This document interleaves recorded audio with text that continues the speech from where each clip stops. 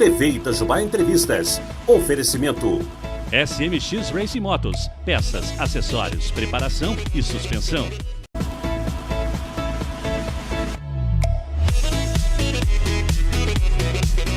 Então hoje nós vamos conversar com uma pessoa super especial aqui, que é o Alexandre da Mata, que é instrutor de primeiros socorros, né? Está sendo super requisitado agora nessa época, né, da pandemia, épocas de coronavírus. Então ele vai explicar um pouquinho para a gente daqui a pouco. Primeiro a gente vai conhecê-lo. Boa tarde, Alexandre. Boa tarde, Drica. Tudo bem? Boa tarde a todos que nos acompanham. É um prazer estar aqui, né? Ainda mais abordando um assunto delicado, né, que são os primeiros socorros, tendo em vista que aumentou a incidência de acidente doméstico, né? Então a gente está aqui para tirar algumas dúvidas do pessoal e participe com a gente, manda pergunta aí que a gente vai estar respondendo também. Perfeito. Por falar em mandar pergunta, eu vou pedir aqui para o seu Carlos, será? Pedir para o nosso amigo aqui, Jesus, nosso câmera, que pega por favor, meu celular que eu esqueci, que se chegar a mensagem, você olha aí. O que você acha melhor pegar? Tá no banco do carro. E aí, então, aí ele me lembrou aqui, porque se houver alguma pergunta, né, a gente já responde aqui ao vivo, né, e a cores, como a gente diz. Quem sabe faz ao vivo, né? Antes que a gente entre na nossa conversa, né, dos primeiros socorros, eu gostaria muito que vocês conhecessem esse profissional, Alexandre da Mata, né, e o seu trabalho aqui dentro de Itajubá. Alexandre, como que começou o seu trabalho, porque você dá cursos, né, e trabalha com primeiros socorros, como que começou? A minha paixão, ela começou em 2003, né, quando eu entrei no Exército, e lá eu aprendi um pouco do resgate tático, né, tive a honra de ficar por 5 anos lá no Exército. Quando eu saí de lá, eu fiz um curso de técnico de enfermagem e fiz enfermagem de trabalho, já pensando em dar os cursos, né? E depois eu tive o prazer também de entrar no SAMU, onde eu fiquei quase 3 anos e ajudei muitas pessoas e infelizmente perdi algumas pessoas também, né? E com o tempo eu fui pensando diferente, pensando em dar o curso para as pessoas, né? Teve ocorrência que eu cheguei lá que demorou um certo tempo, né? Então a gente não conseguiu fazer muita coisa, então eu optei por esse lado, pela parte preventiva, a parte de estar dando curso. Então, a partir daí, eu fiz o curso de bombeiro profissional civil, eu fiz o curso instrutor pela Associação Americana do Coração, e a gente está com umas parcerias muito boas, a gente está oferecendo os cursos, né? Grande parte deles são gratuitos. Né? Interessante, né? Muito interessante. Eu vendo alguns cursos para fazer a manutenção do voluntariado. Né? A gente está com uma parceria muito boa com o CVT, o nosso coordenador lá, o Hugo, um abraço para ele aí, com certeza está acompanhando a gente. Ele abriu as portas para a gente lá e está dando as condições para a gente oferecer o curso para a população também. Um curso de suporte básico de vida, um curso de 6 a 8 horas. Um curso rápido, mas que faz a diferença no atendimento. Eu não consegui em Minas Gerais, aqui em Itajubá, por conta de tempo, do dia que a gente conversou para agora, eu não consegui puxar a estatística, né? Mas eu peguei a estatística de São Paulo, que diminuiu em partes, né? E até conversando com o comandante do bombeiro militar daqui na semana passada também, os números de acidentes traumáticos diminuiu, né? E por outro lado, está tendo mais os clínicos, né? As pessoas estão tendo ocorrência em casa, né? Um mal súbito. Para que a gente possa entender qual é a diferença do acidente traumático para um acidente clínico. O acidente traumático é um exemplo, uma queda, né? Diante de uma queda. E o acidente clínico é uma pessoa que tem um problema de saúde, né? Tem uma pressão, hipertensa diabética, ela sofre aquele mal súbito. Então aumentou qual? A parte clínica, okay, né? Os idosos tomam em casa, né? Até a gente estava conversando esses dias, e grande parte deles faz uso de medicamento controlado. Então estão tudo lá desesperados de ficar em casa trancado. De ficar em casa. A gente sabe que os nossos idosos, a terceira idade, cada vez está mais ativa, né? Eu costumo sempre dizer que aquela imagem que a gente tinha dos vovozinhos, das vovozinhas, que, né, quando chega na terceira idade, senta na cadeirinha de balanço, vai fazer tricô, vai ler o jornal, não existe mais muito isso não, né? Eles estão totalmente ativos, né? E que bom, sai para caminhar, vão viajar, vão fazer outras atividades, né? E aí agora, em época de coronavírus, né, eles são principalmente as pessoas que devem tomar mais cuidado, né, de seguir a quarentena, o isolamento social. Então, aumentou os casos, talvez pela ansiedade também, né? Ansiedade, o fato das pessoas estarem em casa, né? Grande parte da população está dentro de casa, as crianças estão dentro de casa, os idosos estão dentro de casa. É verdade, né? Gente, a gente tem isso, né? As crianças fazem toda a bagunça, que também estão no direito delas, né? São crianças e tem que ser crianças, né?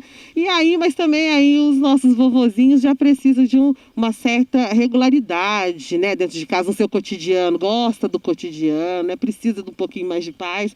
Então, tudo isso está aumentando, fazendo aumentar os casos clínicos. E como né, da parte minha, eu tenho uma preocupação muito grande com isso, com o primeiro atendimento, né? E tendo em vista que a gente ia iniciar um trabalho na escola, nas escolas, da rede municipal, sobre a Lei Lucas, né, que obriga a capacitação de professores. Ah, essa lei já está em vigor? Tem a lei federal e tem a lei municipal. Aqui em Itajubá isso já acontece? Tem. A gente ia capacitar, agora no começo, no primeiro, a gente ia estar capacitando os professores, né, só que por conta da pandemia parou, então não está tendo aula. Então a gente está pensando, né, em fazer alguma coisa voltada para os donos de casa, né, o pessoal que está em casa. As crianças não estão na escola, mas está em casa, então em casa pode acontecer um acidente. Então a gente está tentando criar alguma coisa nesse sentido, de estar levando conhecimento para os pais. De repente, como você mesmo já andou me cutucando, eu adorei, de repente a gente consegue fazer uma live, né, aí para as donas de casa, para os papais, para as mamães, para os titios aí, que estão com a criançada em casa, é importante, então, saber os primeiros socorros. Isso. A incidência maior hoje é do engasgamento, né, então a gente precisa saber a técnica do engasgamento, de maneira correta e de maneira eficaz, né, sabendo que se uma criança engasgar com a gente, ou outra pessoa, a gente tem pouco tempo para reverter aquela situação, né? Muitas das vezes não dá para esperar o socorro chegar. A pessoa mora longe, o socorro está em outro atendimento, né? Então aquele tempo ele é crucial. E lembrando que eu comecei a fazer esse serviço, dedicar mais para o voluntariado, quando teve uma ocorrência numa cidade vizinha aqui, que uma criança morreu engasgada com jabuticaba. Ai, meu Deus! É uma coisa tão, né? Uma criança de 2 anos, ela engasgou, então a gente chegou lá, já tinha passado certo tempo, né, por questões de em outra cidade. Em outra cidade. Então não conseguimos fazer nada. Aquilo lá mexeu bastante comigo. E na semana seguinte, uma mãe perdeu uma criança de 10 dias, engasgou com leite materno, né, a mãe, aconteceu o fato em casa, ela pegou a criança e saiu correndo, ela não fez nada com a criança. Ela chamou o socorro e saiu correndo. Né, então passou do tempo. Então essas coisas foi mexendo, então resolvi dedicar mais nisso. Não, vamos ensinar pelo menos suporte básico de vida para as pessoas, né, que se um dia eles precisarem, eles vão fazer o primeiro atendimento até o socorro chegar. Então, olha, vamos ficar de olho para a gente aprender aí, hein? Esse daqui são alguns materiais que a gente utiliza no curso de suporte básico de vida e no curso de APH, né?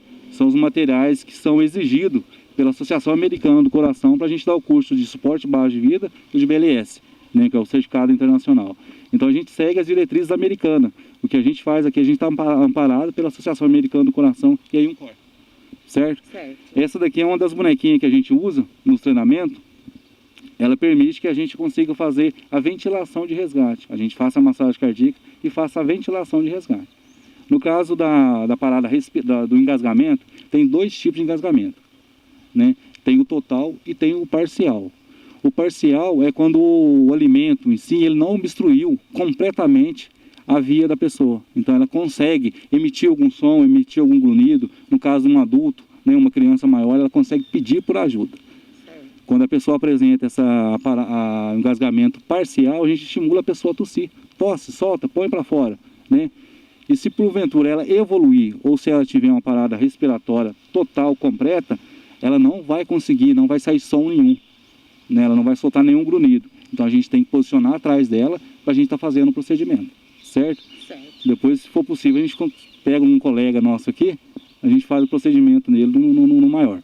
Okay. Então no caso da criança, a gente vai estar pegando a criança e colocando o nosso antebraço, né?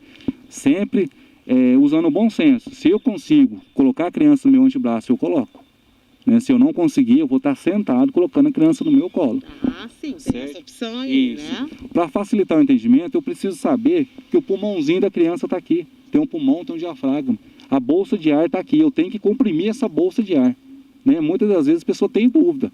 A criança engasgou, tem que apertar tal, tem aqueles termos técnicos lá que acaba, às vezes, prejudicando um pouco a pessoa, e a pessoa não fica com dúvida de fazer. Mas é um procedimento tranquilo, fácil, que a gente precisa de calma.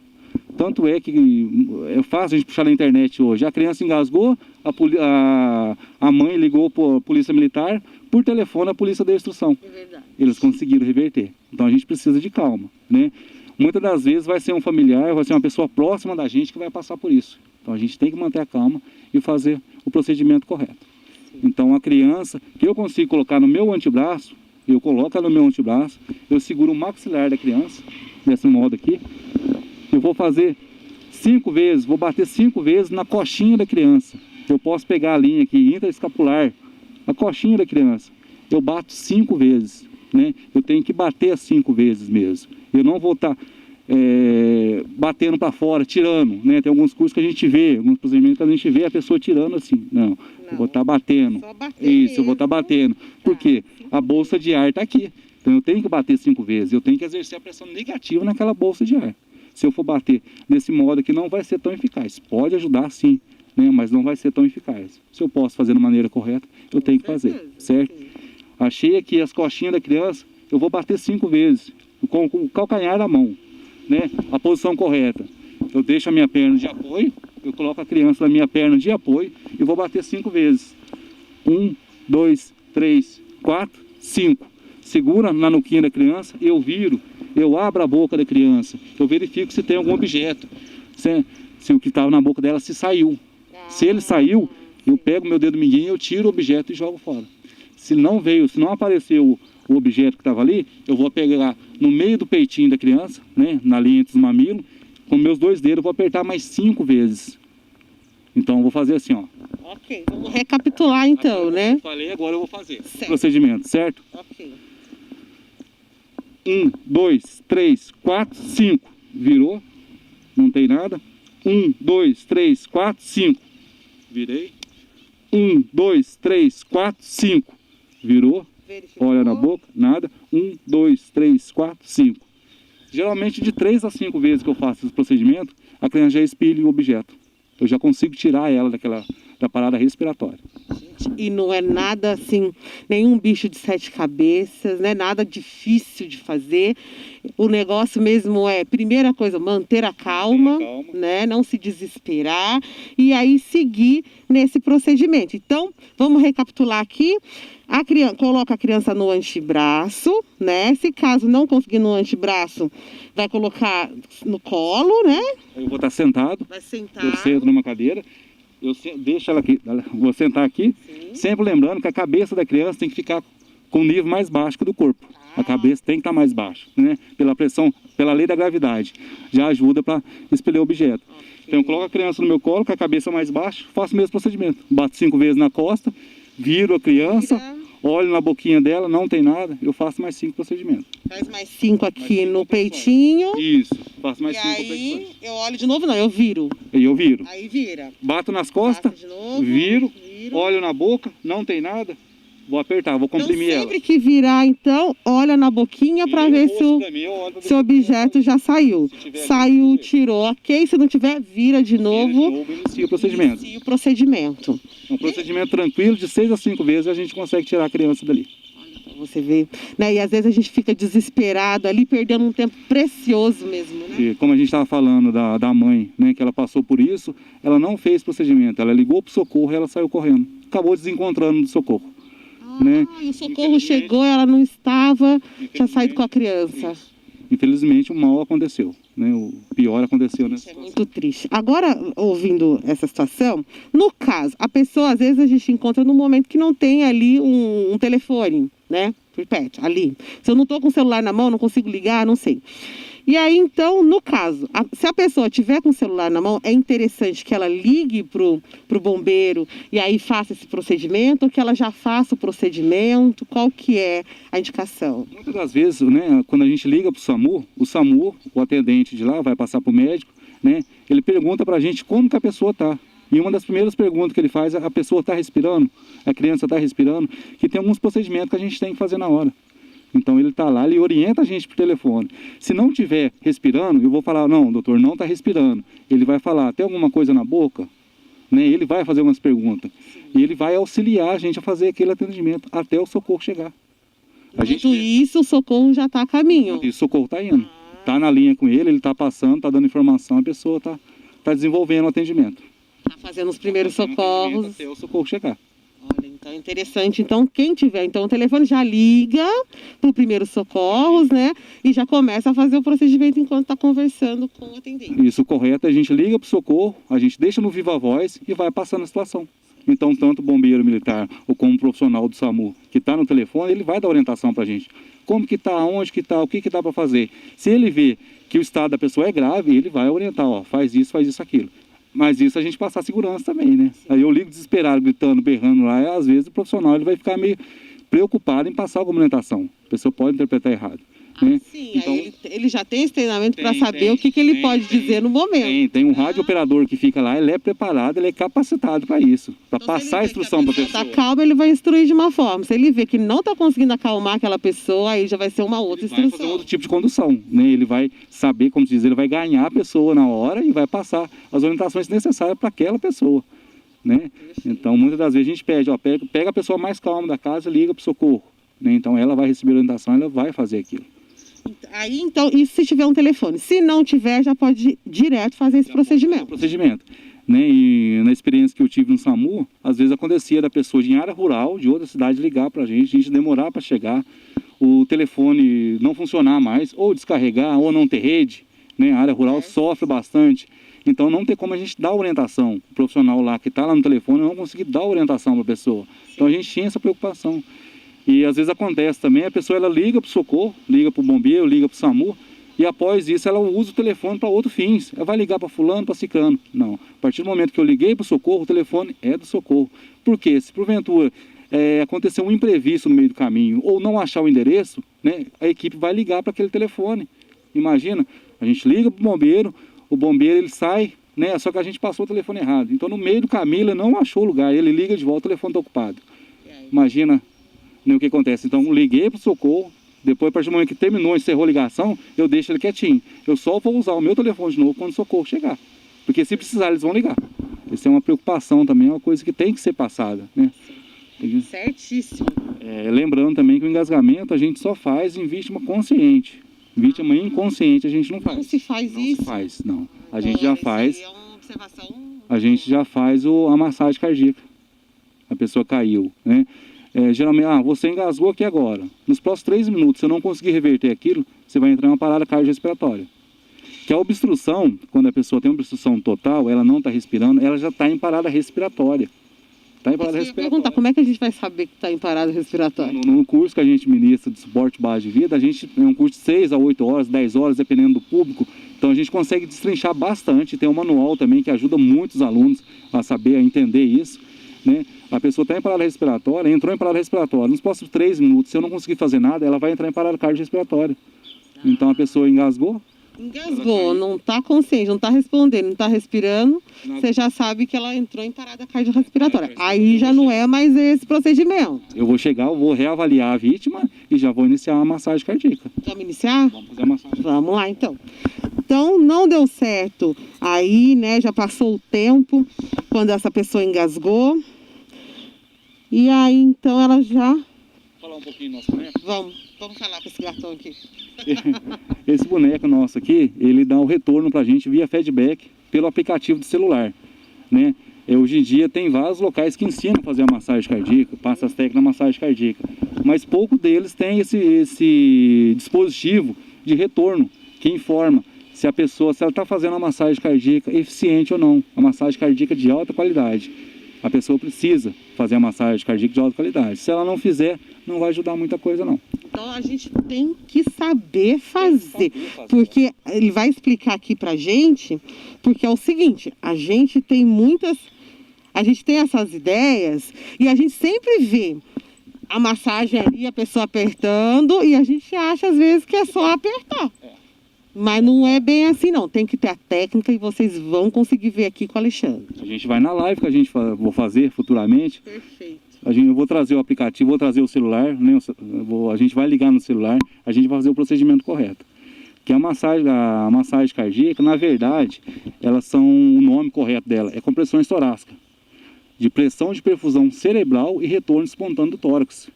Então eu tenho que guardar esse nome enorme para fazer o procedimento correto, né? No meu procedimento, eu tenho que ter certeza que o sangue está chegando na cabeça da pessoa. que se não estiver chegando ali, não adianta muita coisa não. Não vai irrigar, não vai nutrir, não vai oxigenar o cérebro da pessoa. E se eu não permitir o retorno também, que seria um enchimento do coração, não vai ter sangue para chegar na cabeça.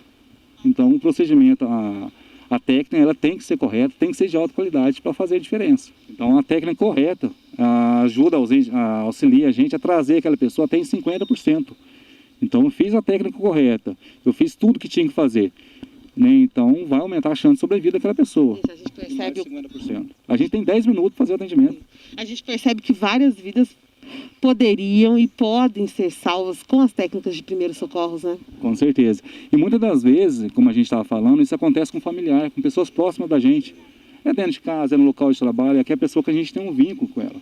Então a gente precisa saber da técnica, né? E se precisar a gente tem que fazer aquela técnica. Porque muitas das vezes não dá, o tempo ele é superior. Né? Pega uma cidade vizinha, por exemplo, aí, o socorro vai demorar um pouco para chegar. Né? Isso daí é final de semana, feriado, quando não tem um serviço de saúde. Tem uma cidade X que tem um posto de saúde. Sim, mas e o final de semana, feriado, à noite? Né? Não, a gente não vai ter um profissional ali. Então a gente precisa saber disso. E por causa disso, por causa do incidente que teve também com o Lucas, né, que surgiu a Lei Lucas, que obrigou os professores a fazer o treinamento. Que dentro da escola pode acontecer. Então, se acontecer na escola, o professor tem que estar capacitado para fazer o atendimento. A gente consegue mostrar um pouquinho no boneco? Consegue? Vamos fazer? Eu estou interessada. Nós só vamos deixar o aplicativo, né, para o próximo, para ser mais emocionante, vamos dizer assim, né? Vamos deixar um pouquinho para depois, mas vamos mostrar no boneco, vamos desenvolver a técnica no boneco, sim. Perfeito. Ok. Então... Mostrando. Enquanto ele ajeita ali o boneco, vou mandar um abraço aqui. A Iraci falou, olha, parabéns, isso é interessantíssimo o assunto. Obrigado, Alexandre. Guilherme Eduardo falou, meu irmãozão. Apareceu? A gente achou ali uma vítima. Vamos chamar, chama. Ih, todo mundo corre aqui, ó. Gislene Costa. Boa tarde, Gislene. Obrigado pela companhia. Vamos fazer então? Lembrando, falando um pouquinho da anatomia do boneco, né? A gente tem a junção da costela nossa aqui. Abaixo da costela tem o nosso apêndice tifoide. Tá correto aqui? Tá certo, né? É isso, tá certinho. Eu achei o apêndice tifoide, que é a junção, onde fica a junção da nossa costela. Eu vou vou fazer a medição de 2 dedos acima dele. Ó, eu achei aqui, eu costumo... Finalzinho da costela aqui, e aí a gente faz 2 dedos acima. 2 dedos acima. Eu costumo usar o dedo anelar, né, que é um pouco mais rápido, um pouco mais prático. Eu achei aqui, joguei meu 2 dedos aqui, fiz a medição, então eu venho com o calcanhar da outra mão. Eu jogo acima dos 2 dedos. Ó, achei o apêndice tifoide, 2 dedos, joguei acima o calcanhar da mão, a minha outra mão ela vem entrelaçar essa daqui. Aí eu vou desenvolver a técnica, vou fazer as compressões torácicas, né? E muitas das vezes a gente não tem nenhum equipamento em casa para ventilação de resgate. Então eu vou fazer de 100 a 120 por minuto. Na maioria das vezes a gente não tem, né? A maioria das pessoas a gente não tem mesmo. Né? E daí no curso a gente ensina outras técnicas de fazer ventilação de resgate também, sem os dispositivos. Né? Mas daí a gente precisa um pouco mais de tempo e estar presente das pessoas para tirar eventuais dúvidas na hora. Vou expor a roupa da vítima, uso meu dedo anelar, jogo 2 dedos acima, venho com o calcanhar da minha mão, coloco acima, entrelaço os dedos, posiciono na vítima. O meu ombro ele tem que estar acima da vítima. Coloco o meu ombro acima da vítima e vou fazendo a compressão torácica. Isso de 100 a 120 por minuto. 100 vezes? De 100 a 120 por minuto. Agora, se eu tiver o dispositivo, eu vou fazer 30 e faço 2 ventilações de resgate. Eu faço 30 e jogo 2 ventilações de resgate. Esse dispositivo, aquela Maxa Pocket também, né, tem uns outros meios eu estou fazendo. Então eu faço 30 por 2. Mas quem não tiver esse dispositivo, então, durante 1 minuto ele tem que fazer de 100 a 120 isso, dessa compressão. No mínimo. Sem parar. Sem parar, vai direto. A gente não vai reavaliar a vítima, a gente vai fazer. Lembrando que eu tenho 10 minutos para fazer o procedimento. Então nesses 10 minutos eu tenho que fazer perfeito, tenho que fazer correto. E quando que eu paro? A gente só para por 3 motivos. A gente só usa 2 motivos. A gente para quando a vítima volta. A pessoa volta, ela vai falar pra gente, ó, eu voltei, para que tá doendo. Né? O segundo motivo... É uma pressão mesmo. É uma pressão, incomoda. Sim. O segundo motivo é quando chega o serviço especializado, o SAMU ou o bombeiro, E no terceiro, que a gente não costuma usar muito, mas que a gente está amparado, é quando tem o cansaço do socorrista. Mas não tem como a gente falar que a gente não pode cansar, né? Então... Socorrista não, mas às vezes a pessoa que não está preparada em casa, né? Mas imagina a gente... Eu fiquei tão nervosa que eu fiz uma coisa que eu não pude fazer, que eu pôr a mão em você. Mas não é, a gente começa a pensar aqui. Mas imagina a gente parar de fazer um atendimento porque a gente cansou. Não é mais for um parente, uma pessoa próxima da gente. Então vamos usar só vai parar pelos dois motivos. Quando a vítima voltar ou quando o socorro especializado chegar. Eu acho que por hoje deu, a gente já falou bastante, vamos deixar um pouquinho para o curso, né? Então nas próximas lives a gente vai destrinchar bastante, a gente tenta pegar um tema por vez, a gente consegue destrinchar bastante, falar bastante, tirar dúvida. Se alguém tiver alguma dúvida, já deixa aí, que depois a gente vai tirando também, vai esclarecendo essas dúvidas. Se tiver alguma sugestão também, deixa pra gente, né? Às vezes a pessoa tem uma dúvida com tal assunto, a gente tenta ver dentro das possibilidades nossas de estar abordando aquele assunto. Então a gente vai fazer um bom trabalho, né, André? Com certeza. Eu já estou empolgadíssima, né? Porque tudo que a gente fala que a gente vai ajudar o próximo é bom demais, né? Muito bom. É bom demais. Então, olha, parabéns pelo seu trabalho. A gente vê, assim, é muito nítido quando você fala do seu trabalho, você fala com amor, com dedicação, e principalmente com conhecimento, né? Porque às vezes também não adianta só a gente ter a boa vontade, a gente também tem que unir isso ao conhecimento, né? E aí, então, olha, parabéns, vida longa aí para os seus projetos, na sua carreira. Itajubá precisa de pessoas, com certeza. Itajubá é um mundo, né? A gente precisa de pessoas que estejam comprometidas, né? Parabéns, viu? Obrigada. Muito obrigado a todo mundo que acompanhou a gente aí. E deixa as perguntas aí que a gente vai estar tirando depois e dê sugestão também, né? Que a gente está esclarecendo e está abordando esses assuntos também. Muito obrigado por esse tempinho seus aí, que esse tempo é precioso, né? Quem parou aí um pouquinho para assistir a gente e quem vai assistir posteriormente também, vai ser um tempo ali que dedicou pra gente, né, que teve presente com a gente aqui. Esse tempo que pode salvar uma vida. Com certeza, com certeza. Então se liguem na live aí dos primeiros socorros que nós vamos fazer com o instrutor Alexandre da Mata, né? E aí tá todo mundo convidado. Em breve a gente já vai trocar o nosso papo aqui, a gente vai conversar. Em breve a gente já tem datas e já tem o primeiro tema, né? Todo mundo tem o convite para participar. Pode participar, que vai ser interessantíssimo, certo, Lei? Certinho. Fechou, meus amores. Então, nós estamos... A gente nem falou hoje da Guarda Municipal, nem deu tempo. Tem que agradecer. Meu Deus, vamos agradecer. Agradecer o comandante Adilson também aqui, que a gente conversou, foi em cima da hora, André. A gente foi uma conversa no final de semana, tivemos um imprevisto hoje de manhã. Era para ter sido hoje de manhã, né? E o Adilson, o comandante Adilson, de imediato, fez solicitação para ele. Ele falou, não, Alexandre, pode usar aí. Eu expliquei a situação para ele, ele ficou agradecido também de estar usando o local aqui. Né? Tem que agradecer ele, que sempre a gente precisa dele. Para esses fins. O também é nosso parceiro lá, né? Na TV Itajubá, tá sempre prestando. Presta um ótimo serviço de trabalho também dentro de Itajubá, né? Da próxima vez vai ser a vítima nossa. Ah, pronto, comandante! Achamos a nossa vítima.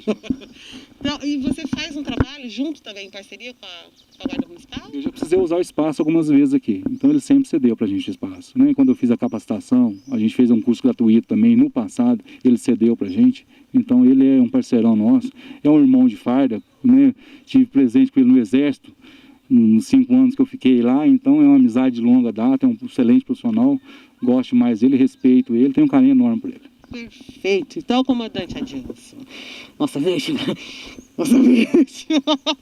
caiu até a máscara.